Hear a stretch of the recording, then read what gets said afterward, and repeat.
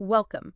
We're going to be doing a really close exploration today, one that we've tailored specifically for you, focusing on the life, the remarkable career, and the truly heroic final hours of Thomas Andrews Jr. That's right. He was the principal naval architect who designed the RMS Titanic. Our mission here is to move far beyond, the fleeting images you usually see associated with this tragic story.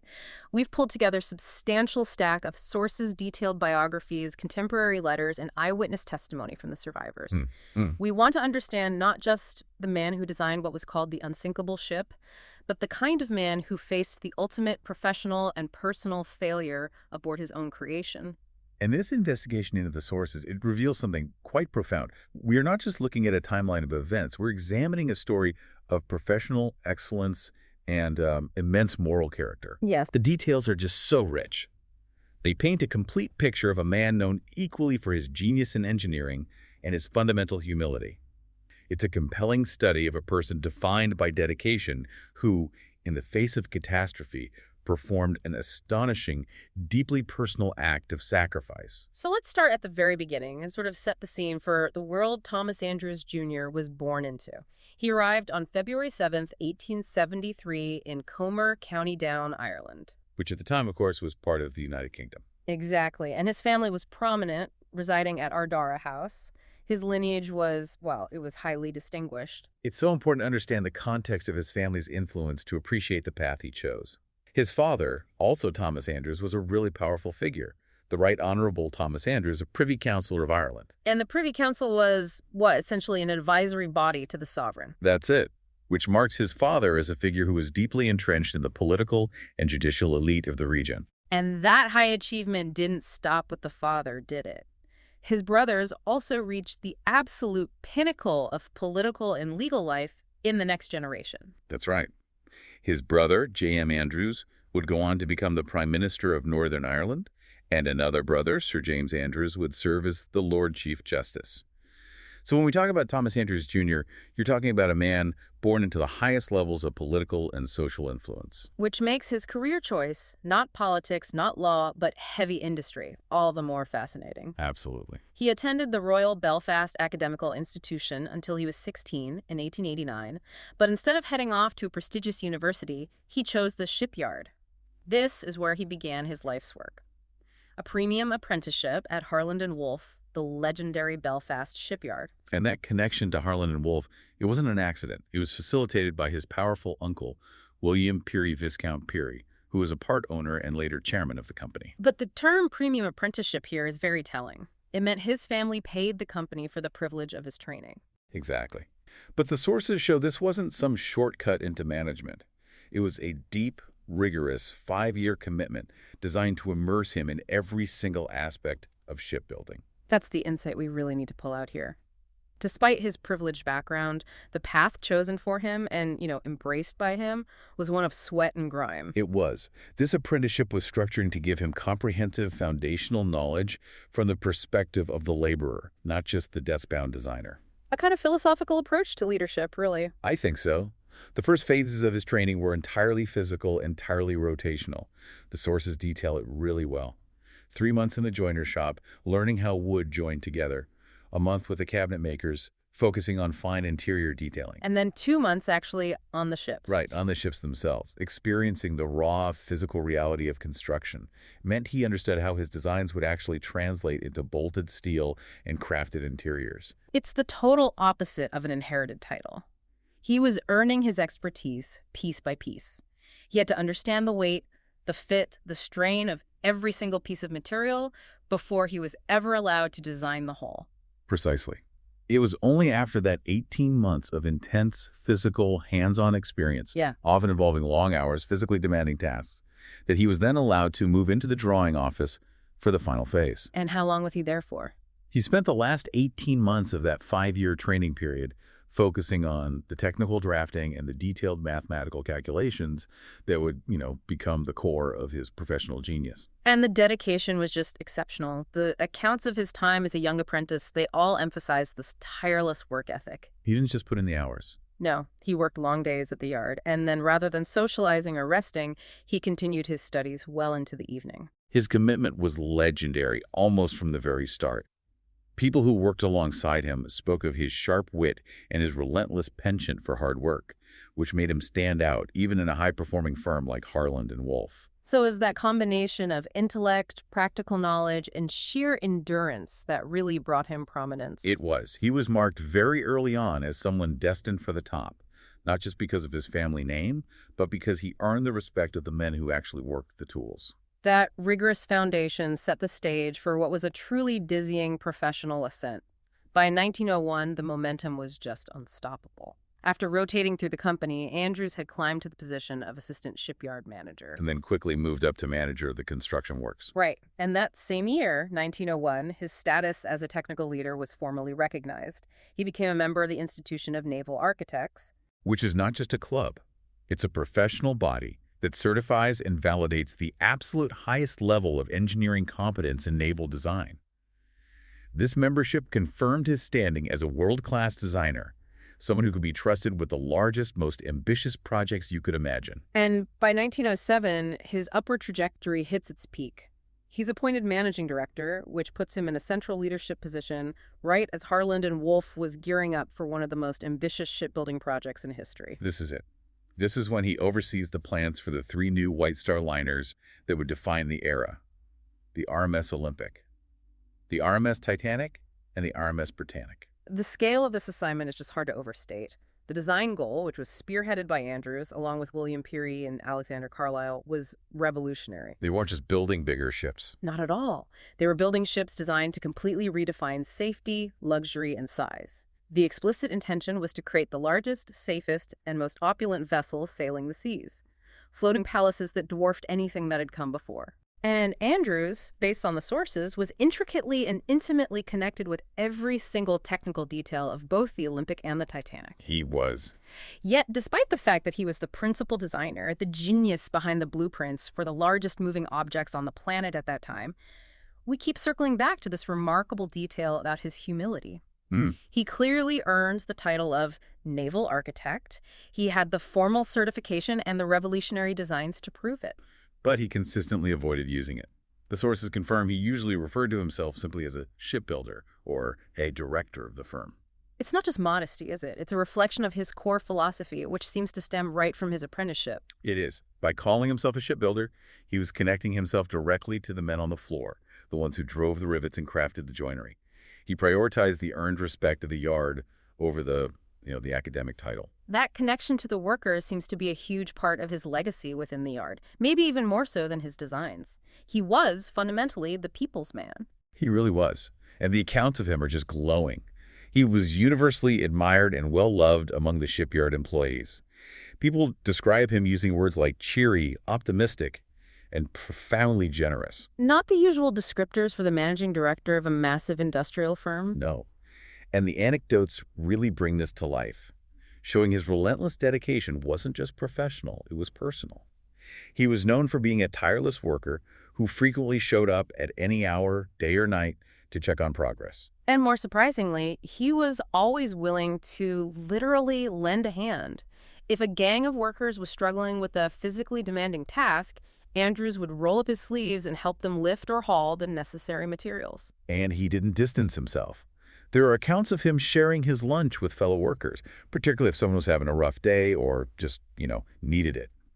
This suggests a true camaraderie and a blurring of the rigid class lines that usually defined industrial life at the turn of the century. His leadership style reflects this balance. It wasn't purely democratic, but it wasn't autocratic either. No, he encouraged workers to use their minds, inviting input and feedback from the ground level.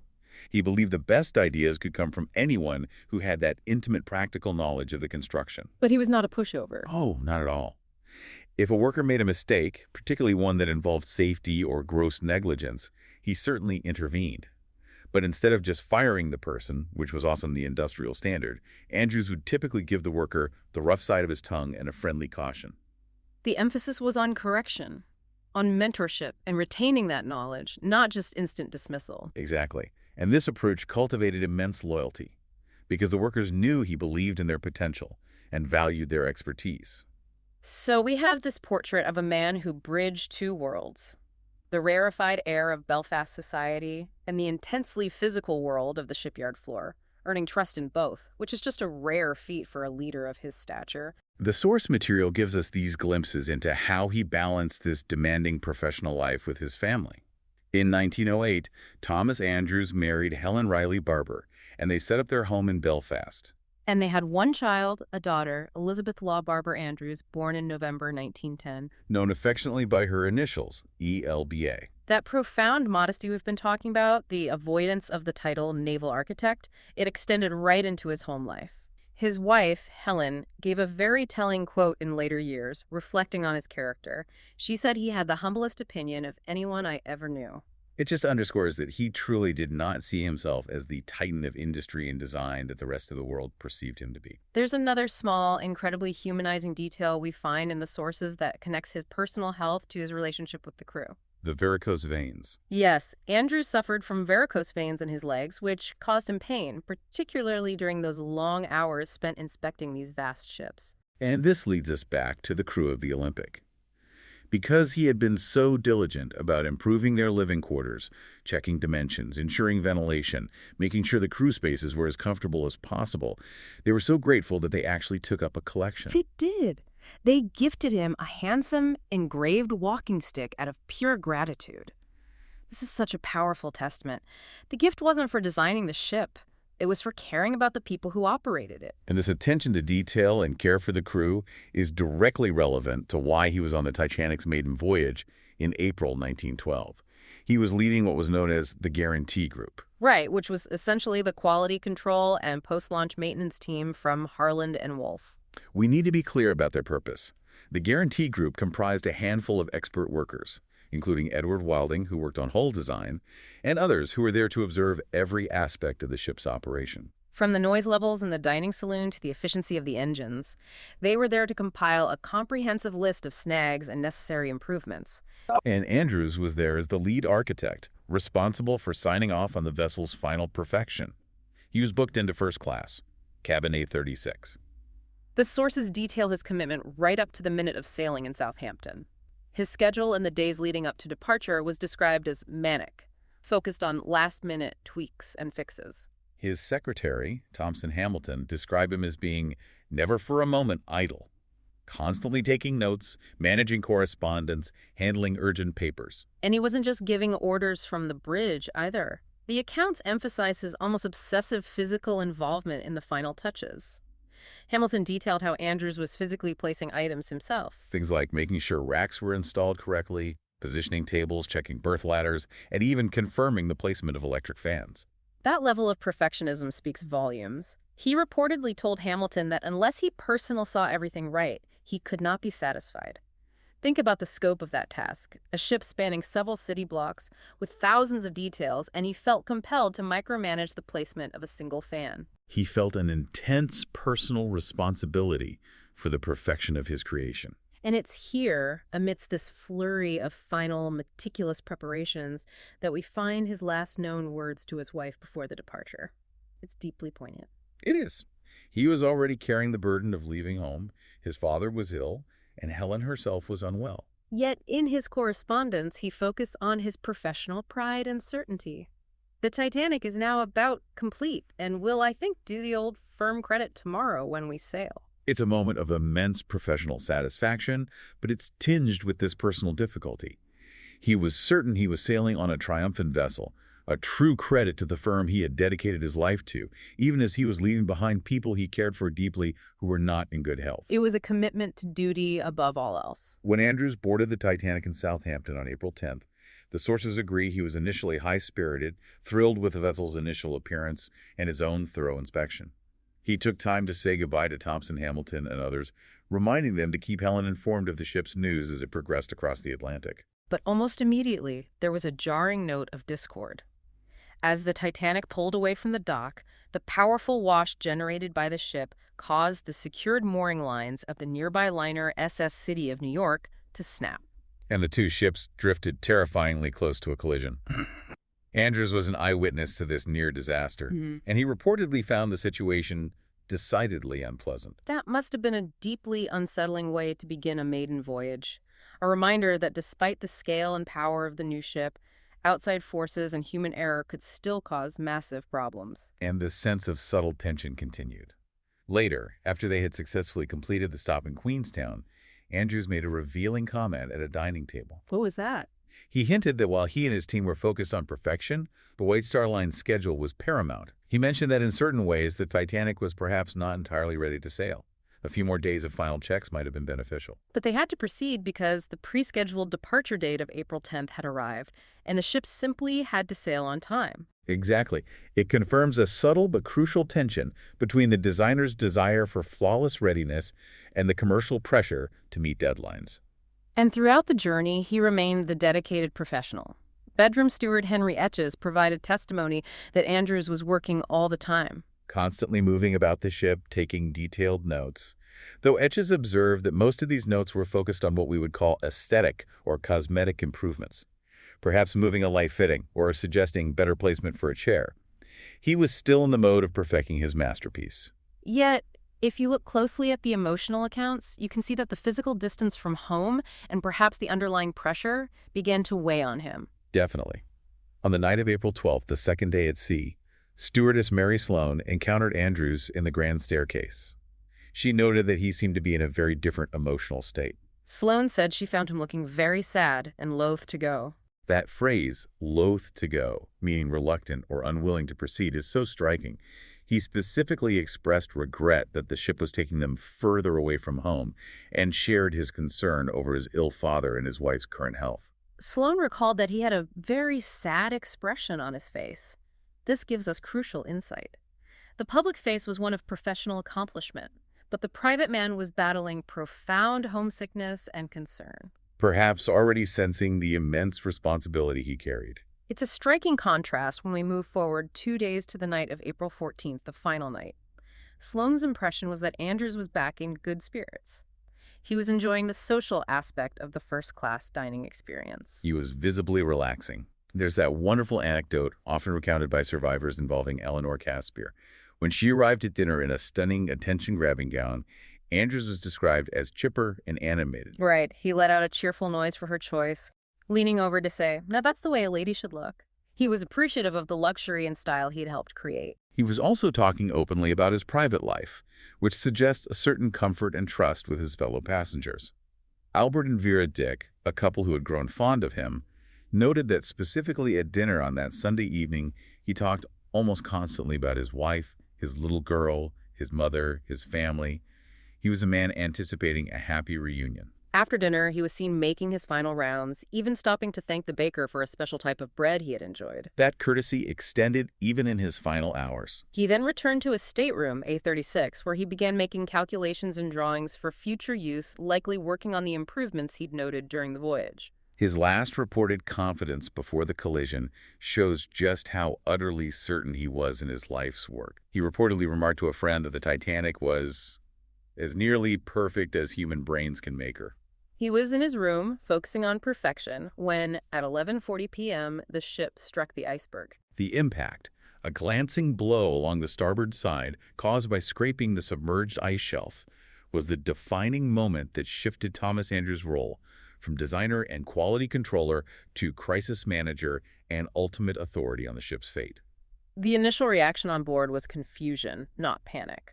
Eleanor Caspier may have been the first witness to see him after the impact. Right. She recalled that Andrews may have initially gone out to investigate, even reassuring some nearby passengers, perhaps before he understood the scope, that the ship was absolutely unsinkable. The legend was that the ship could stay afloat even if it broke into 3 parts. That legend was rooted in a partial truth of the design, wasn't it? It was. The Titanic had 16 transverse bulkheads, creating 17 watertight compartments. The design incorporated a safety margin that allowed the ship to remain afloat, even if any 4 of those compartments were completely breached and flooded. This was revolutionary engineering for the time, and it's why the ship was considered effectively unsinkable in almost any foreseeable accident. But the reality was rapidly proving otherwise.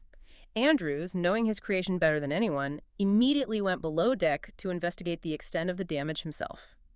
We have several accounts confirming this urgency. Saloon steward James Johnstone saw Andrews racing down toward E-deck, heading into the lower areas of the ship, likely toward the engine room, to confer with Chief Engineer Joseph Bell. He was later seen leading a small inspection team, including Captain Smith, Chief Purser Hugh McElroy, and a mail clerk, inspecting the damage firsthand in the mailroom area where the water was already rising rapidly. This descent into the flooded decks was the ultimate moment of professional reckoning. He wasn't just observing damage, he was confronting the failure of his own mathematical certainty. The crushing reality was delivered when he returned to the bridge to report to Captain Smith. Stewardess Annie Robinson was present and overheard the devastating summary. Andrews was heard saying to the captain, "Well, 3 have gone already, Captain."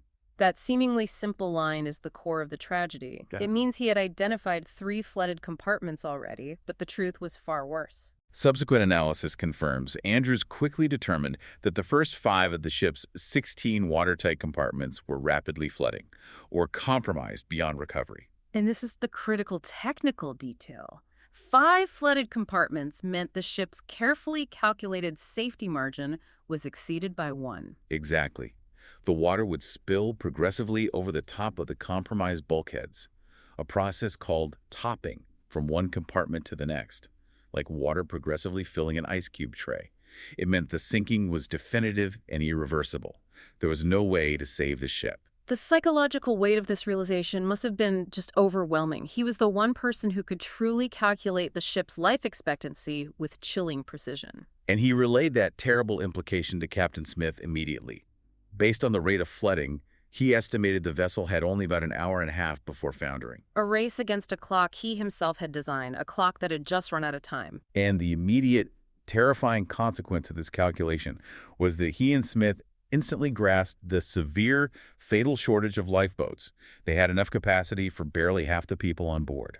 The physical manifestation of this realization on Andrews himself is noted by witnesses. Passenger Anna Warren saw him rushing up the grand staircase on D deck, taking the steps 3 at a time, and noted what she described as a look of terror on his face. But you have to believe this isn't the terror of a man scared for his own life. It's the terror of knowing with certainty the impending doom of 2,000 people. He was burdened with the truth. Passenger William Sloper saw him hurrying towards the bridge, looking worried. But even in sharing the truth, he tried to mitigate panic. We have the account of him speaking to Albert and Vera Dick, telling them, "There's no cause for any excitement. All of you get what you can in the way of clothes and come on deck as soon as you can. She is torn to bits below, but she will not sink if her after bulkheads hold." So he was still holding out a sliver of hope, or at least presenting a facade of it, but simultaneously giving them the urgent instruction to get to the lifeboats. This contrast, the professional certainty of destruction combined with the urgent human duty to mitigate the loss, drove his actions from that moment forward. Once Thomas Andrews made that crucial, devastating calculation, his professional life ended, and his moral character took over completely.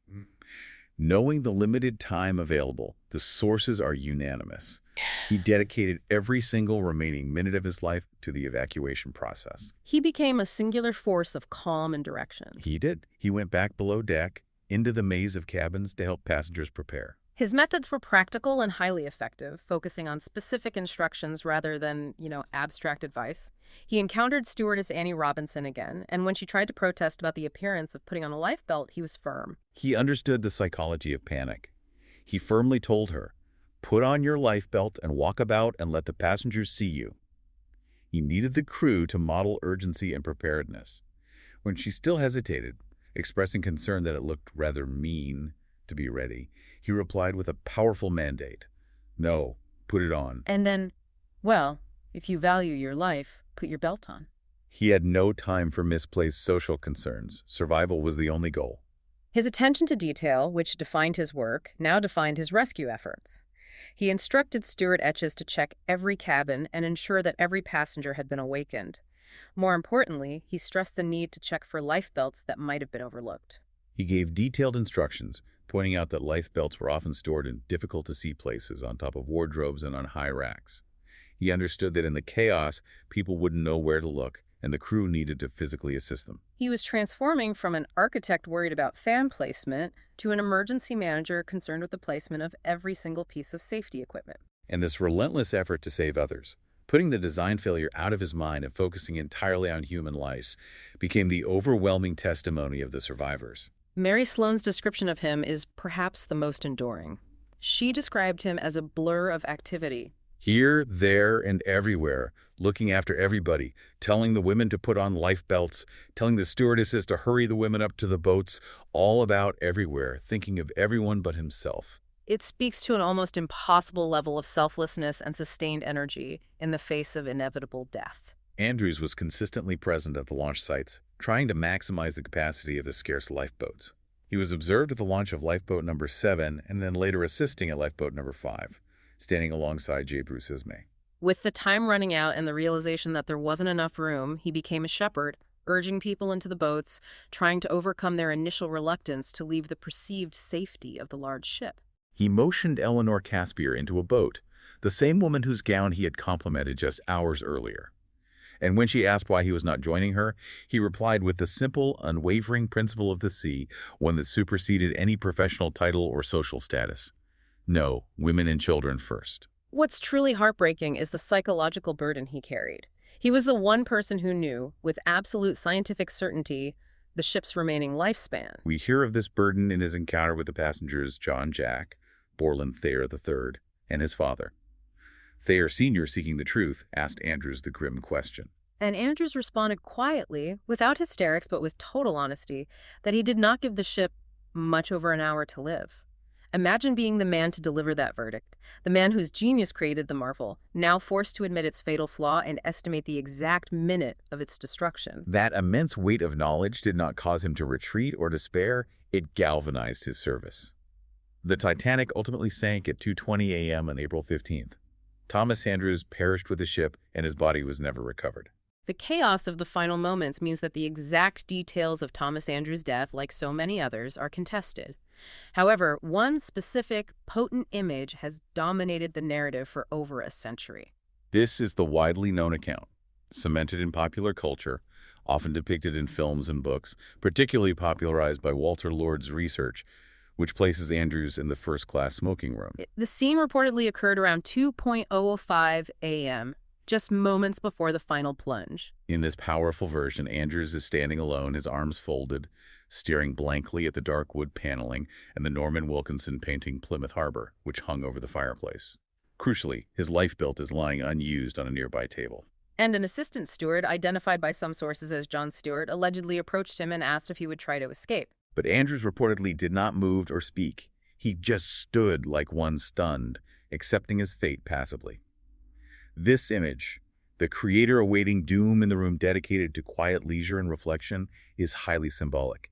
It was a narrative of resigned responsibility that was rapidly codified in the public imagination, reinforced by Shan Bullock's 1912 biography. But historians and analysts, using the full range of witness testimony, have found significant conflicts with this narrative of passive resignation. And this conflict forms one of a really compelling aspect of his final moments. Indeed. The circumstantial evidence concerning the steward who supposedly witnessed this scene is problematic. Accounts suggest that Assistant Steward John Stewart may have actually left the ship much earlier, around 1:40 a.m. in Lifeboat Number 15. So if Stewart was off the ship before 2 a.m., he couldn't have witnessed Andrews' passive vigil at 2:05 a.m. It casts serious doubt on the precise details and the timing of that famous moment. And crucially, Bullock's biography, while it helps cement the image, did conclude that Andrews spent the entire crisis working to the bitter end to assist passengers and crew. And we have compelling evidence that suggests he left that smoking room to continue his duties. Mary Sloane's testimony is a key piece of counter-evidence. What did she say? She recalled him persuading her to enter a lifeboat, using strong, commanding language. "Ladies, you must get in at once. There's not a moment to lose. You cannot pick and choose your boat. Don't hesitate. Get in." And this active, life-saving intervention occurred around 2:05 a.m., the exact same time the passive smoking room scene supposedly took place. If Sloane's timeline is correct, Andrews was still actively guiding people to safety, not waiting for death. Furthermore, we have later reported sightings that suggest continued proactive rescue efforts. A private letter written by his friend David Galloway to Lord Peary, based on interviews with surviving crew members, cited an unnamed officer who saw Andrews performing a final, desperate act of immediate rescue. That officer claimed to see Andrews throwing deck chairs overboard to the unfortunate struggling in the water below for flotation. This is a man who, in the last 5 or 10 minutes of the sinking, recognized that his job was no longer putting people in boats, but providing any means of survival to those already in the frigid water. It's a critical piece of testimony showcasing his enduring commitment to others. Other accounts place him heading toward the bridge, carrying a lifebelt, perhaps the one from the smoking room table, possibly looking to confer with Captain Smith for the final time.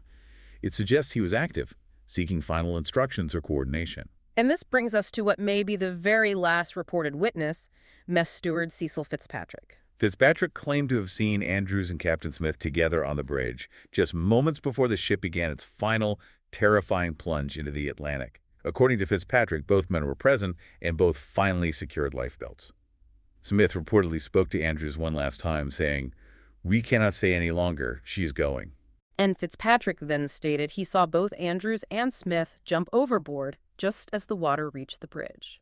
While we may never know the precise final action of Thomas Andrews, the overwhelming consensus of the accounts, especially those from people he personally ordered into lifeboats, is that he remained dedicated to the survival of others until the very end, whether actively throwing chairs or standing by the captain for the final moment of duty.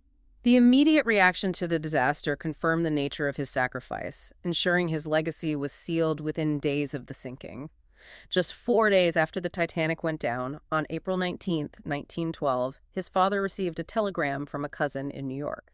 And this telegram summarized the consensus of the survivors who had been rescued. The message was clear and definitive. All unanimous that Andrews died a heroic death, thinking only of others' safety, extend heartfelt sympathy to all. That immediate, unanimous confirmation established the narrative of self-sacrifice that endures today. Newspaper accounts immediately labeled him a hero, focusing on the terrible irony of the architect perishing with his design. And Mary Sloane's personal letter, written shortly after her rescue, further cemented this, stating that Mr. Andrews met his fate like a true hero, realizing the great danger, and gave up his life to save the women and children of the Titanic. They will find it hard to replace him. The loss was felt deeply, both personally and professionally. The public response in his native Ireland was swift and substantial. His hometown of Comer established one of the earliest and most significant memorials for a single victim of the disaster. The Thomas Andrews Jr. Memorial Hall was opened in January 1914, designed by local architects Young and Mackenzie. Today it remains a tangible tribute, used by the Andrews Memorial Primary School, ensuring his memory is connected to education and community. We can also note the enduring professional connection. Of all the ships designed by Thomas Andrews and the Harland and Wolff team in that era, the tender SS Nomadic, which carried passengers from Cherbourg to the Titanic, remains the sole surviving vessel of the White Star Line designed by Andrews. It's a small, tangible link back to his drawing board. And on a more cosmic level, the memory of the genius shipbuilder endures. In 2004, the minor planet 245158 Thomas Andrews was named in his honor, confirming his place not only in history but in the celestial records. Finally, we have to acknowledge his enduring presence in popular culture. He remains a powerful, necessary figure in the narrative of the Titanic, appearing in countless adaptations across film and television. Portrayals by actors like Michael Goodliffe and Victor Garber have ensured that the image of the dedicated, quietly courageous architect who stays behind remains a central, morally anchoring point in the tragedy. Thomas Andrews' story is a complex portrait of a genius shipbuilder whose professional pride in creating what he believed to be nearly perfect was ultimately overshadowed by his profound personal moral character. When that creation failed spectacularly, he chose duty and sacrifice over survival, embodying the very best of leadership under the worst possible circumstances. When you reflect on the detailed accounts of his final hours, consider the immense psychological load Andrews carried. He was the one person on board who knew definitively in that critical moment that the very safeguards he had designed were insufficient and that the design failure was fatal and irreversible. The truth of the 5 flooded compartments rested solely on his shoulders. He knew his life's work was sinking and that the ship had only 90 minutes left. The only remaining action for him was to ensure that his passengers and crew, the people who helped build or sailed on his ship, had a chance to live. What does it mean to witness the failure of one's life's purpose and respond not with despair but with perfect clarity of service? Thanks for listening.